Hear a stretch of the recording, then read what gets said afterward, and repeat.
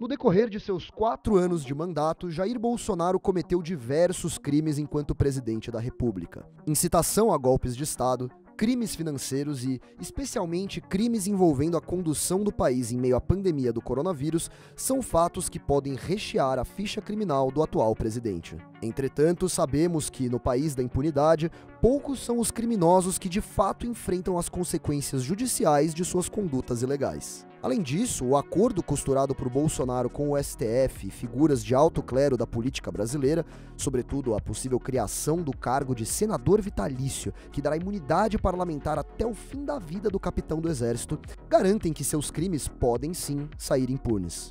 Porém, pouco se fala nas possíveis consequências dos crimes eleitorais cometidos pelo presidente. Ainda com a garantia da impunidade por crimes comuns, Jair Bolsonaro perde o sono com a possibilidade de ser condenado pelo Tribunal Superior Eleitoral, além de perder seus direitos políticos pelos próximos 8 anos. É fundamental analisar a situação eleitoral de Bolsonaro, especialmente porque uma eventual perda de direitos políticos acarretará numa guerra acirrada dentro da direita por sua sucessão. Figuras importantes da ala da direita já perceberam essa movimentação e começaram a se distanciar de Bolsonaro.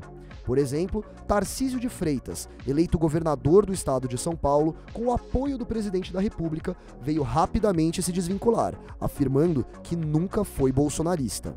Para entender melhor essa possibilidade de Jair Bolsonaro finalmente responder pelos crimes que cometeu, convidamos uma das maiores autoridades da área no país, Arthur Rollo, especialista em direito eleitoral. Saudações a todos que acompanham o Clube MBL. Hoje estou aqui com um dos advogados eleitorais mais importantes do Brasil. Estou com ele, Arthur Rollo, que vai comentar um pouco pra gente sobre a situação eleitoral do presidente Jair Bolsonaro perante o Tribunal Superior Eleitoral. Doutor Rollo, obrigado, boa tarde. Boa tarde, um prazer estar aqui com vocês no Clube MBL, que com certeza a gente vai apimentar a discussão aqui dos processos eleitorais envolvendo Jair Bolsonaro. Com certeza, que é algo que eu sinto falta que falem na mídia. Mas antes da gente entrar nisso, doutor, eu sei que muita gente que está acompanhando aqui te conhece, acompanhou a sua entrevista que você deu para o MBL News umas 2, 3 semanas atrás, certamente já acompanharam. Você sempre falou muito em rádios, dando entrevistas, pareceres sobre direito eleitoral, mas só para quem talvez não conheça ainda, me diz brevemente, há quanto tempo o doutor trabalha já com direito eleitoral? Qual que é o seu grau de intimidade com essa área do direito? Eu costumo dizer que eu sou literalmente um fruto da justiça eleitoral, porque meu pai conheceu a minha mãe entregando o título eleitoral da minha mãe. E o meu pai foi funcionário da justiça eleitoral, foi, sem dúvida nenhuma, um dos pioneiros no estudo do direito eleitoral. E eu, desde 93, quando entrei na faculdade, já atuo no direito eleitoral. Comecei como estagiário em 93, me formei em 97. A partir de 98 eu cuido do direito eleitoral. Eu também tenho especialidade em direito do consumidor, mas desde 93 eu cuido de eleições, estou trabalhando com direito eleitoral. Bom, como podemos ver, então trouxemos aqui alguém com gabarito, né? Diferente de bolsonaristas que usam advogado trabalhista para fazer contestação eleitoral, aquela salada toda, né? Mas agora que já tiramos isso da frente, agora que não restam dúvidas acerca da qualificação do doutor, eu quero fazer uma pergunta, doutor, a respeito do que foi falado, inclusive na abertura dessa entrevista. Quero saber se o doutor concorda com isso. Você considera que existe sim um acordo feito para o presidente Bolsonaro no sentido de blindá-lo juridicamente, blindar sua família, evitar que eles sejam punidos? E se existe, esse acordo é costurado com quem? Que efeitos ele tem? Como que você enxerga isso, doutor? Eu acho que ele está tentando se salvar. Ele ficou quieto desde a eleição, na minha opinião, por uma razão muito clara de querer evitar desdobramentos aí dos abusos que ele praticou na eleição, mas eu acho que ele não vai conseguir nenhum acordo para não ser punido, porque ele praticou inúmeros abusos, e como a gente disse naquela live que a gente fez aqui no MBL, tem dezenas de investigações judiciais em andamento. Então tem eu acho que tem por volta aí de 15 a 20 investigações judiciais, e o prazo ainda para propor não terminou, porque o prazo é de 6 meses a partir da diplomação, no caso aí de irregularidades nas contas eleitorais, e de 15 dias da diplomação, no caso de ação de impugnação de mandato eletivo, e as investigações judiciais podem ser propostas até a diplomação. Aí as investigações judiciais, o prazo já decorreu, mas está no prazo ainda da ação de impugnação de mandato eletivo, e dependendo das contas que forem prestadas, ainda tem a ação do 30A. Então, fora as que já foram propostas, que são aí por volta de 15 a 20, ainda tem ações para serem propostas eventualmente. Vamos ver como vai ficar.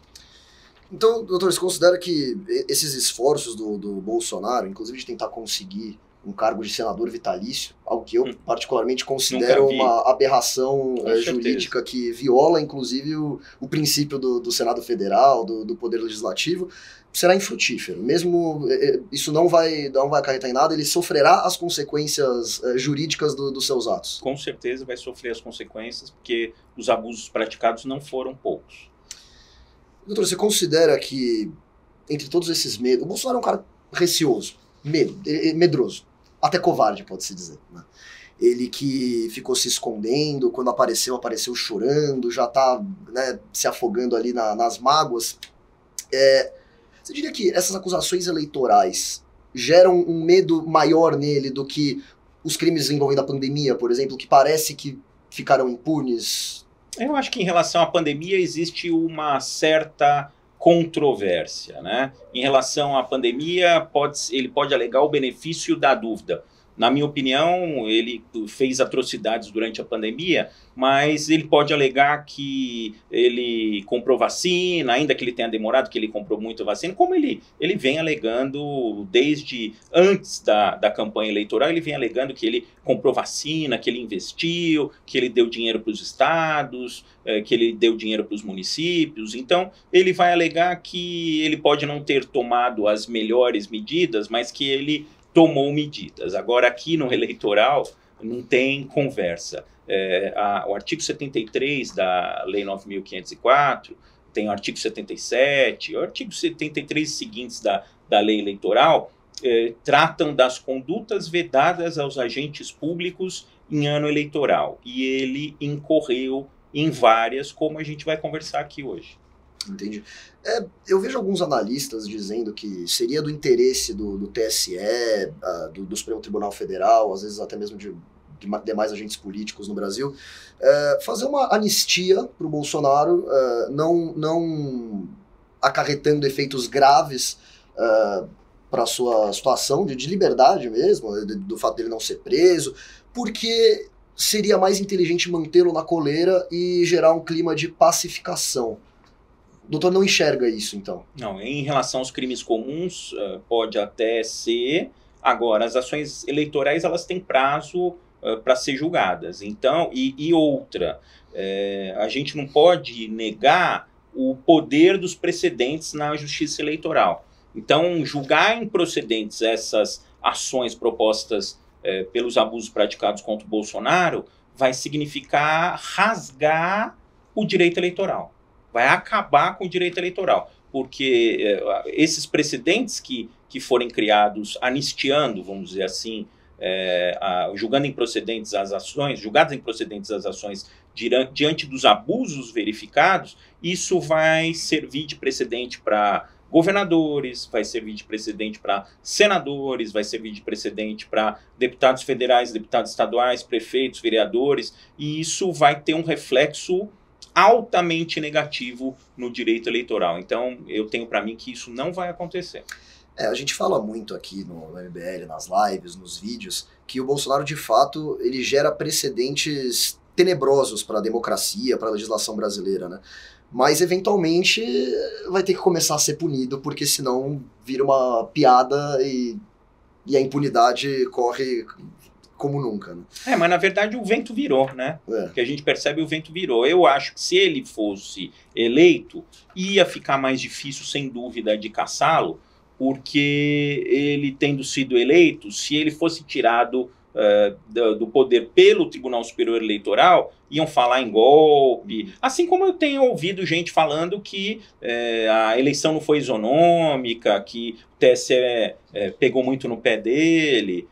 Eu vejo sim que o TSE pegou no pé dele, mas eu vejo que ele praticou vários abusos. E uma série de investigações judiciais que foram propostas foram conferidas liminares para parar com os abusos. Então, se o TSE quisesse realmente ver o circo pegar fogo, como dizem aí, ele deixava os abusos serem praticados e depois usava isso para tirá-lo da disputa. O TSE poderia fazer isso ainda durante a campanha eleitoral. Então, na minha opinião, o TSE pegou no pé dele sim, às vezes até exagerou um pouco. Eu acho que algumas decisões do TSE foram exageradas, mas o exagero aconteceu para diversos candidatos, não aconteceu só para prejudicar o Bolsonaro. Eu acho que o exagero foi do entendimento, mas foi para evitar a disseminação de fake news, foi para evitar a utilização, por exemplo, da viagem lá para o velório da rainha. O sujeito vai no velório da rainha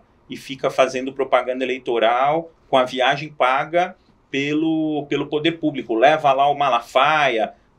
O que tem a ver o Malafaia com o velório da rainha? Ah, mas depois vai na ONU. Mas o que tem a ver o Malafaia com a ONU? Então levou apoiadores para viagens presidenciais. Isso não tem o mínimo sentido e agora o TSE vai ter que julgar. Perfeito. Vamos entrar um pouquinho então, já que você puxou esse gancho aí, um pouquinho nos processos. Eu sei que tem, pelo que o doutor juntou, foram 16 ações eleitorais contra o Bolsonaro, acho que é esse número, né? Por volta disso. Por volta disso, e que algumas delas são mais preocupantes para ele. Algumas podem acarretar consequências graves, inclusive a perda do mandato. Perdão, a inelegibilidade. A questão é, como ele perdeu a eleição, ele não perde o mandato, porque isso são fatos referentes. Primeiro que essas ações vão ser julgadas depois que ele sair da cadeira. Segundo que, nesses casos de abuso, tem alguma, por exemplo, conduta vedada tem a possibilidade de condenar a pagamento de multa, e as ações de abuso aí tem a inelegibilidade por 8 anos. Então, ele fica inelegível por 8 anos se ele for condenado. Significa que ele fica fora do jogo político bastante tempo. Para um político, ficar 8 anos sem disputar é uma coisa seríssima e, considerando a idade dele e tudo, pode-se dizer até que, se ele for condenado numa dessas ações, basta a condenação em uma, ele não precisa ser condenado em todas, basta uma, aí ele já fica fora da disputa por 8 anos. Em todas essas ações, quem entrou com o pedido pediu a inelegibilidade do Bolsonaro?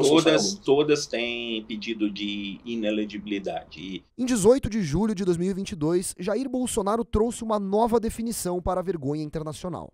Durante um encontro com embaixadores no Palácio do Planalto, o presidente passou vergonha, não soube apontar as provas sobre seus questionamentos acerca do processo eleitoral e ainda cometeu erros crassos de inglês em sua apresentação.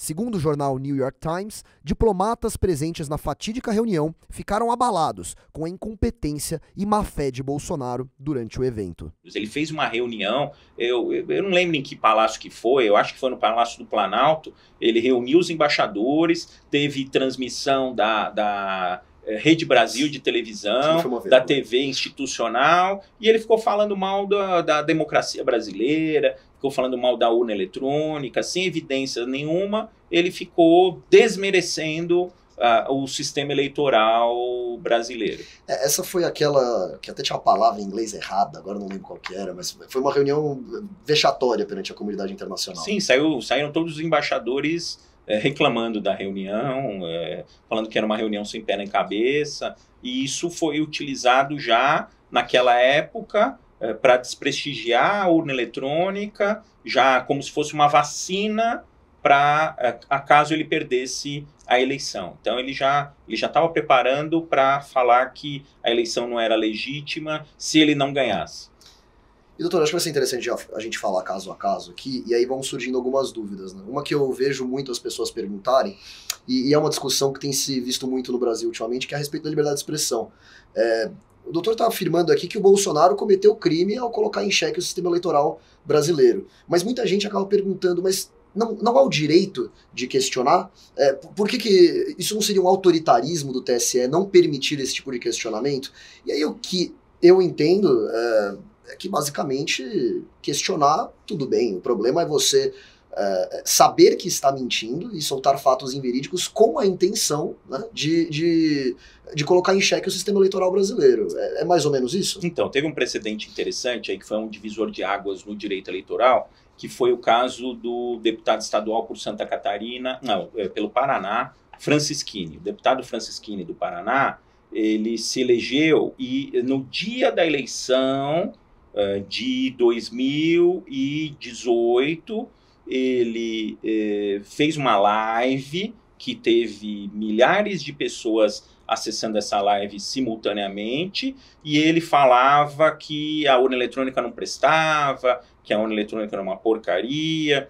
Ele fez isso para obter dividendos eleitorais. E ele fez isso no horário de votação, e o TSE entendeu que isso acabou capitalizando benefícios eleitorais para ele. No caso do Bolsonaro, ele pode criticar o sistema eleitoral? Sim, no nosso regime democrático ele pode criticar o sistema eleitoral. O problema é fazer isso sem evidência nenhuma, sem lastro nenhum, para fins eleitorais, com fins eleitoreiros. Ou seja, você divulga a notícia falsa para captar o voto do eleitor mediante a divulgação dessa mentira. Ou para gerar um clima de instabilidade que favoreça o presidente também. Com certeza, para criar um clima de instabilidade, ele é a famosa cortina de fumaça, né? Ele joga as informações falsas para ter um benefício. Então, por exemplo, a gente estava inclusive na live quando o ministro Alexandre de Moraes deu a decisão condenando por litigância de má-fé, no caso aí do questionamento feito pelo PL, e deu uma multa de litigância de má-fé altíssima. Eu acho que o valor da multa que foi fixado, o valor extrapola. Na minha opinião, é um valor exagerado. Mas o que aconteceu? Ele pega um parecer. Hoje em dia, você quer um parecer de alguém falando mal da urna eletrônica? Você paga lá com fundo eleitoral, que o PL tem uma dinheirama, né? Você paga lá o parecer. Tem gente que, para receber o valor do parecer, dá o parecer do jeito que dá vontade do freguês.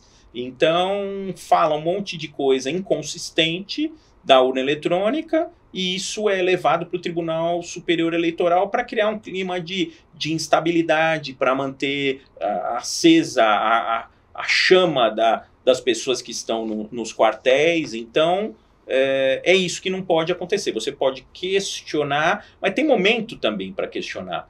Você tem que questionar com o tempo. Agora, por exemplo, é o momento de questionar a urna eletrônica para a próxima eleição. Ver o que dá para aprimorar, o que dá para melhorar. Questionar é agora, porque se tem algum problema na urna eletrônica e não tem, até hoje não tem, mas tem forma de aperfeiçoar, tem jeito de melhorar. É agora, porque aí você consegue fazer isso com antecedência para a próxima eleição. Não fazer isso para jogar para a plateia, como a gente diz no popular. E o doutor antes estava falando sobre a questão de soltar notícias sabidamente inverídicas com a intenção de tirar a credibilidade das urnas eletrônicas, do sistema eleitoral.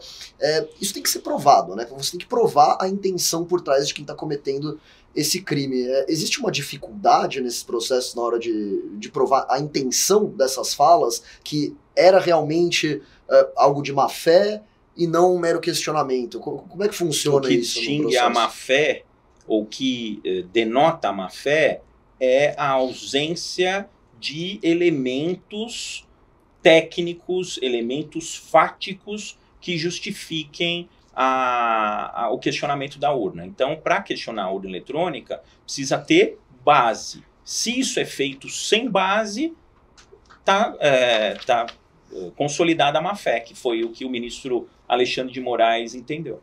Então é possível coibir esse tipo de conduta sem necessariamente ferir o princípio da liberdade de expressão. Sim, e a liberdade de expressão não é absoluta. A gente tem visto falar, uma das ações que está relacionada aqui com uma ação séria é a ação referente à utilização da Rádio Jovem Pan. Então, na época, a Jovem Pan falou, os nossos comentaristas foram censurados. Uma rádio é uma concessão pública. Como concessão pública, a rádio não pode apoiar deliberadamente um candidato. Jornal e revista podem fazer isso, podem fazer editoriais apoiando um candidato ou outro candidato, mas mesmo assim não podem ficar em todas as suas edições falando bem de um candidato e mal de outro candidato. Eles podem ter uma linha editorial, eles podem ter um candidato da sua preferência, um meio de comunicação escrito, mas eles não podem ficar utilizando esse jornal, essa revista, deliberadamente a favor de um candidato e contra outro.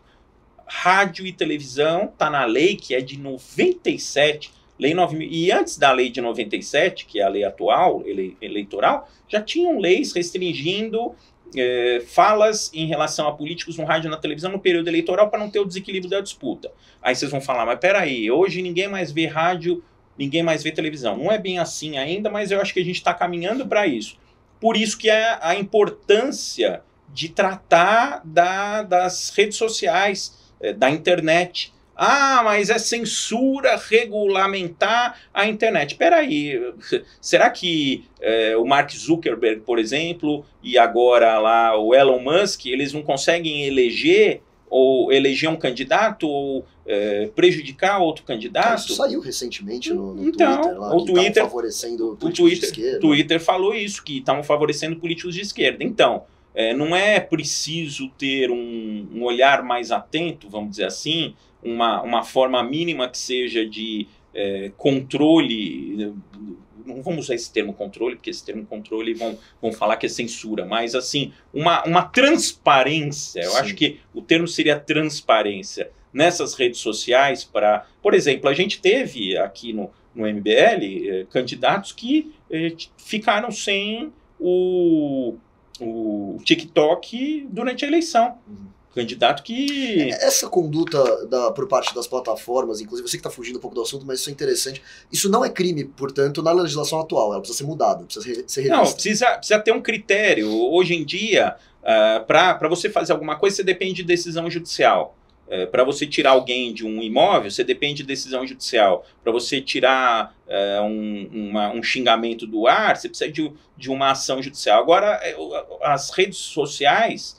essas big techs de internet, elas decidem o que pode ser veiculado e o que não pode ser veiculado. Então, se derruba a rede de candidatos fortes e deixa a rede de outros candidatos concorrentes deles, você consegue desequilibrar a disputa. Então, eu acho que aquela visão de concessão pública de rádio e de televisão vai se transpor cada vez mais para a internet. E aí não é controlar, é a forma de ter uma transparência e ter uma aferição dos critérios utilizados pelas redes para saber se realmente elas estão tirando do ar. Por exemplo, eu tive um vídeo meu, eu estava vendo ontem, lá tinha um aviso, seu vídeo foi retirado do ar por violação das políticas do Facebook. E eles não falam qual foi, né? Não falam que foi, aí eu fui ver, era um vídeo de uma entrevista que eu dei para uma TV que eu coloquei o link da TV. Eu não xinguei ninguém, não falei mal de ninguém. Por que tirou o vídeo? Tinha fake news? Não, vídeo informativo, não estava xingando ninguém. Tiraram do ar. Por que tiraram do ar? Eu não sei por que tiraram do ar. Será que eu, enquanto usuário, não tenho o direito de saber? Mas eles dizem, peraí, você não paga nada pela rede social, a rede social é gratuita. Ó, uma ova que é gratuita. Por que uma ova que é gratuita? Porque tem publicidade. Se eu vejo publicidade, se eles direcionam a publicidade para mim, eles ganham dinheiro com essa publicidade, é remunerada indiretamente pela publicidade que eles veiculam. Então eu tenho o direito, sim, de saber o motivo de exclusão do meu vídeo. Eu estou falando de candidatos, mas eu acho que isso tem que valer para todos os usuários, que tem gente que monetiza canal, que ganha dinheiro com esses canais, e tem o direito de saber, até para corrigir o comportamento. Peraí, o meu comportamento está errado? O que eu fiz para eu saber não fazer de novo? Porque você adota o comportamento, daí 3 vezes eles te suspendem, sei lá, 5 meses, 6 meses. até para não ser suspenso. Então você tem que ter uma transparência, coisa que hoje não existe. Durante o desfile cívico que deveria comemorar o bicentenário da independência brasileira, Jair Bolsonaro desvirtuou o verdadeiro sentido do evento, valendo-se do cargo de presidente da República para alavancar sua candidatura à reeleição. O TSE abriu uma investigação sobre a conduta do presidente no desfile por suposto abuso de poder político e econômico em atos de campanha indevidos com uso de dinheiro público.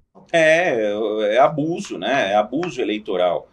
O que acontece? Quando você falou isso, me veio à cabeça da imagem do Luciano Hang. Primeiro que o Luciano Hang ficou lá no palanque oficial, e ficou literalmente como um papagaio de pirata do lado do Bolsonaro, até o presidente de Portugal ficou incomodado, porque ele estava ali num lugar reservado às autoridades de Estado, sem ser autoridade de Estado. Aí o que aconteceu? Bolsonaro desceu, foi cumprimentar as pessoas que estavam no desfile, e o Luciano Hang junto com ele, cumprimentando as pessoas. Aquilo lá foi utilizado depois, ele subiu lá num trio elétrico na Praça dos Três Poderes, fez discurso para os apoiadores, ele convocou esses apoiadores pelas redes sociais. Então, o 7 de setembro, que é uma data cívica, uma data importante, foi utilizado como um instrumento de campanha eleitoral, e com todo o aparato público, com todo o dinheiro público. É isso que a gente chama de abuso do poder político, porque você não consegue distinguir a figura do candidato a presidente com a figura do candidato, a mistura. O candidato a presidente se posta como candidato em um evento oficial pago com dinheiro público, por isso a razão de ser dessa investigação, que é uma investigação seríssima, com grande potencial de dar problema para o Bolsonaro. A então candidata à presidência pelo União Brasil, Soraya Tronic, processou Jair Bolsonaro pelo teor eleitoral do seu discurso em Londres, durante a cerimônia fúnebre mais importante do século, o velório da Rainha Elizabeth II. Em resposta, o TSE chegou a proferir uma liminar que proibia que a campanha de Bolsonaro usasse imagens do presidente no funeral da rainha britânica. Bom, funeral da rainha, um momento triste. Até os britânicos reclamaram do Bolsonaro e dos brasileiros, porque tinha uma série de apoiadores do Bolsonaro lá em Londres. Brigando com os britânicos aí. Brigando com os britânicos. Então, aí eles falaram, peraí, aqui não é momento de você fazer campanha eleitoral, a gente está no velório da rainha. E eles fizeram um furdunço lá em Londres, e eu lembro especificamente de um vídeo que o Bolsonaro fez no posto de gasolina. Ah, sim. Ele fez um posto de gasolina e ele levou o Fábio Van Garten, que é justamente o diretor de comunicação dele, da campanha eleitoral dele. Levou na viagem oficial, o Fábio Van Garten deve ter visto lá o preço da gasolina lá em Londres, falou, vamos fazer um videozinho aqui para mostrar para os brasileiros que a gasolina não tá cara só no Brasil, tá cara em Londres também. Para enrolar o brasileiro por cima. Ele fez um vídeo e ficou divulgando. Aí o que aconteceu? Essa investigação judicial foi proposta e o TSE deu uma liminar para proibir que ele usasse os vídeos desta viagem, porque aí a Michelle Bolsonaro também usou um modelito lá, funeral, com chapéu preto, ficou colocando na rede social, que também foi considerado uma coisa de mau gosto, e aí o TSE proibiu que ele pura e simplesmente usasse essas imagens. Censura, proibiu de usar as imagens. Peraí, leva uma comitiva com dinheiro público para um evento oficial importante, que é o funeral da rainha, e aí usa para fazer vídeo de campanha eleitoral? Não dá, né? E daí ele saiu de Londres, ele foi para a ONU, que também é objeto de investigação judicial aqui. Lá na ONU, ele fez um discurso super político em ano eleitoral, sim, que ele ia usar, a ideia era ele usar esse discurso no horário eleitoral gratuito, e fez um discurso na embaixada também, um discurso com conotação eleitoral. Então também houve a proibição da utilização dessas imagens na campanha eleitoral. Mas o Lula fez um discurso político na ONU, não fez em ano eleitoral e não utilizou isso na campanha. O problema é que essas viagens foram pagas com dinheiro público, e aí dinheiro público que você está usando para gravar vídeo de campanha. Então, que era para ser algo utilizado pelo presidente da República e não pelo candidato Jair Bolsonaro. É justamente aquilo que a gente falou da mistura entre o candidato, a figura do candidato e do presidente, que tem que ser separadas uma da outra. Durante anos, a vassalagem da Rádio Jovem Pan em relação a Jair Bolsonaro ficou escancarada. No período eleitoral, a emissora favoreceu descaradamente o candidato do PL, fazendo defesas vergonhosas dos maiores absurdos cometidos pelo presidente. A legislação eleitoral proíbe que veículos de imprensa favoreçam determinado candidato em período eleitoral. As consequências jurídicas desse processo podem acarretar não apenas na perda dos direitos políticos de Bolsonaro, mas também de figuras da Jovem Pan, como o próprio dono da emissora, o Tutinha, que também figura como polo passivo da ação. Mas ao mesmo tempo eu vejo muita gente dizendo que a Jovem Pan foi censurada. Afinal, foi censurada, não foi? Foi correta as decisões que limitaram as falas da Jovem Pan em relação ao Bolsonaro? Você vê esse abuso por parte deles? Não vejo o abuso, não vejo censura.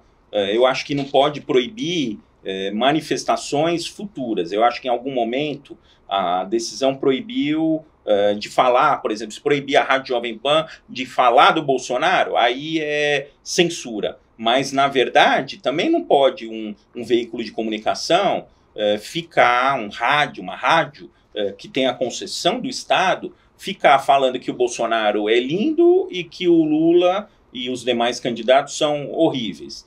O Bolsonaro tem as virtudes dele, tem os defeitos dele. Se você é apoiador do Bolsonaro, você achar que ele tem mais virtudes do que defeitos. O Lula tem as virtudes e os defeitos. Se você é apoiador do Lula, você vai ver mais virtudes que defeitos. Então, a rádio, ela tem que manter uma posição equidistante. Não quer dizer que ela tem que dar rigorosamente o mesmo espaço para todo mundo, para todos os candidatos. Ela pode criticar mais. É natural que quem está no governo seja mais elogiado ou mais criticado, mas não pode ficar só elogiando, porque, por exemplo, em relação à pandemia, o Bolsonaro fez coisas que são dignas de crítica e não foram criticadas. Então, tem que respeitar o que a gente chama, dentro do possível, de isonomia. Isonomia não é tratar todo mundo igual, mas também não pode falar que um candidato é o melhor e que o outro candidato não presta. A rádio não pode se prestar a isso. E lembrando só para quem está assistindo aqui, como o doutor tinha falado, a gente está falando de vários processos aqui que podem levar à inelegibilidade do Bolsonaro e apenas o julgamento de um deles já pode acarretar isso. E a gente está falando de vários aqui que existe uma evidência clara de abuso, de crime eleitoral. Nesse caso da Jovem Pan, existem consequências para com a rádio também, na ação eleitoral? A pessoa jurídica não pode ser responsabilizada, mas o Tutinha, dono da Jovem Pan, é réu junto nessa ação e pode ser condenado aí à inelegibilidade. Não me consta que o Tutinha queira ser candidato a alguma coisa, mas de qualquer forma pode ficar aí com inelegibilidade por 8 anos. É porque a perda dos direitos políticos não requer necessariamente que ela tenha sido cometido por um político, por alguém que exerce cargo eletivo de fato. Essa condenação aí, a inelegibilidade, pode recair sobre o dono da rádio, que é réu nessa ação, por sinal. Centenas de perfis em redes sociais, alguns inclusive mantidos por pessoas jurídicas, orquestraram a produção e difusão exponencial de notícias falsas que beneficiam o presidente. Investigações sugerem que essas medidas foram tomadas com aval da Presidência da República, além do desvio de recursos públicos que financiassem o impulsionamento de fake news bolsonaristas. Além disso, as informações difundidas por esses apoiadores, sabidamente falsas, ajudaram a criar um clima de instabilidade e caos social, que culminou com a noite de crimes em Brasília, onde bolsonaristas invadiram estabelecimentos, depredaram uma delegacia, queimaram 3 carros e 5 ônibus.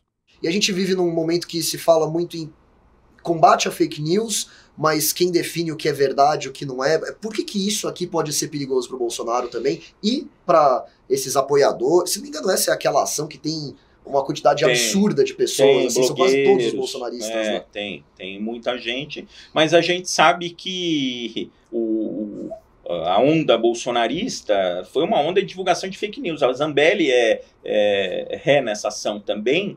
E a Zambelli era uma difusora de de fake news da campanha do Bolsonaro. Ela veiculou diversas notícias falsas. Então, isso foi identificado naquela CPMI das fake news. Tinha as pessoas, por exemplo, o Eduardo Bolsonaro, o Carlos Bolsonaro, disparavam, aí tinha uma onda multiplicadora do conteúdo e aí a base ficava, e tinha robô, etc. Tudo isso foi identificado. Então, tem a questão dos financiadores dessas pessoas repetidoras de fake news, desses robôs, etc. E está naquele inquérito do STF, que muita gente fala mal, mas está sendo estudado naquele inquérito do STF, e eles estão pegando o dinheiro, e por isso que bloquearam a monetização de vários sites, de vários blogueiros, etc. Em ano eleitoral, Jair Bolsonaro tentou, e em alguns casos conseguiu,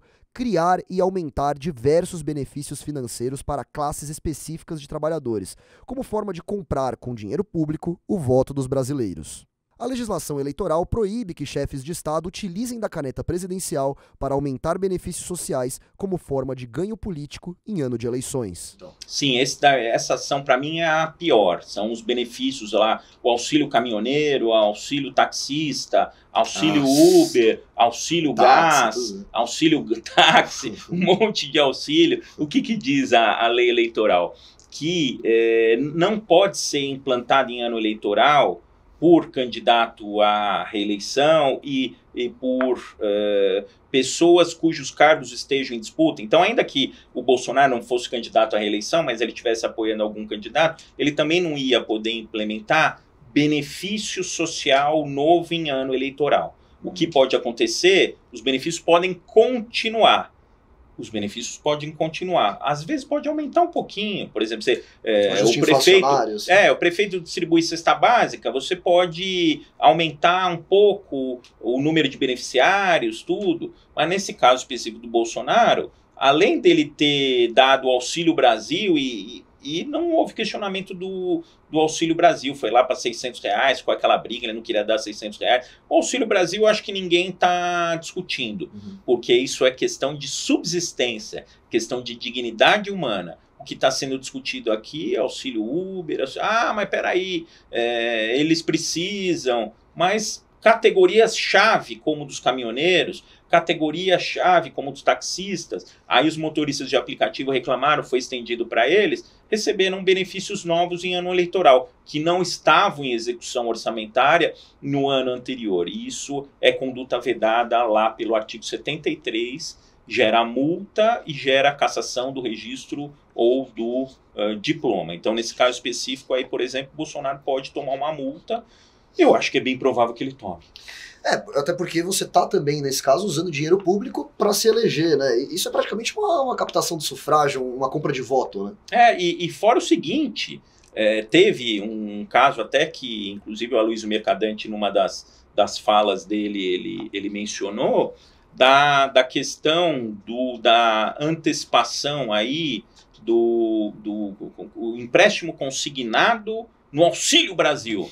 Quer dizer, a Caixa Econômica Federal deu empréstimo consignado em cima do Auxílio Brasil. Não basta dar o Auxílio Brasil, tem que dar um empréstimo consignado que você antecipa 40%, você compromete 40%, então a pessoa vai receber uma bolada, vamos dizer assim, não é bolada, a gente sabe que o valor não é alto, mas vai receber um dinheiro bem na véspera da campanha, bem, sei lá, 15, 20 dias antes dela votar, e aí depois, agora, vai ter 40% comprometido para pagar todas as contas com 60% do benefício que tem. Então, a pessoa vai ter aquela sensação de felicidade do dinheiro entrando na conta justo na véspera da eleição. Isso, obviamente, muda a voto. E as pesquisas eleitorais que foram feitas mostraram isso.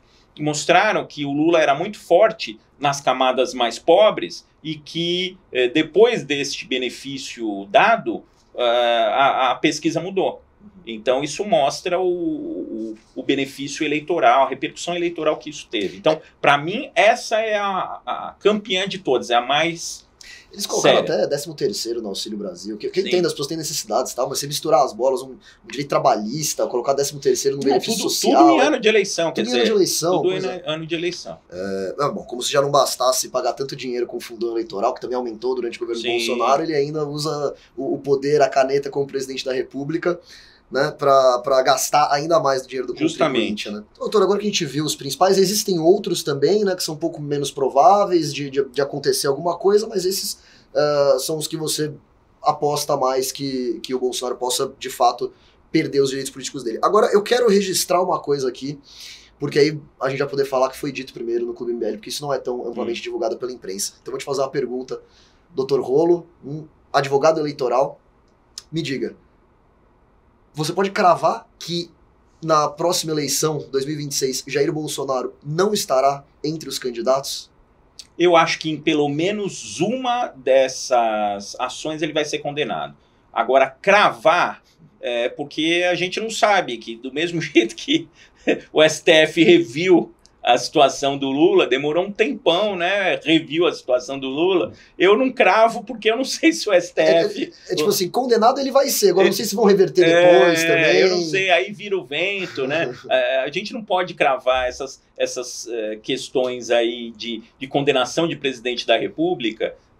A nossa experiência brasileira mostra que a gente não pode cravar que ele não vai disputar a próxima eleição. De repente ele consegue uma liminar, alguma coisa, mas eu diria para você o seguinte, se ele não for condenado em pelo menos 2 ou 3 dessas ações, rasga a lei eleitoral, porque eles vão começar a usar esses precedentes para prefeitos, para governadores, e aí o abuso vai ser certo, e não dá para disputar com quem tem a máquina na mão, né? É raríssimo o caso, foi o primeiro presidente que disputou uma reeleição e que não se reelegeu. Quem está com a máquina na mão normalmente... E que mais gastou ao mesmo tempo também. Mais gastou ao mesmo tempo. É que ele fez tanta besteira no curso do mandato que Sim. o povo acabou votando contra ele, né? Não a favor do Lula, porque também muita gente que votou no Lula não queria saber do Lula também, mas era o que tinha para hoje, para não ficar o Bolsonaro. Então, eu diria para você que pelo menos em 2 ou 3 dessas ações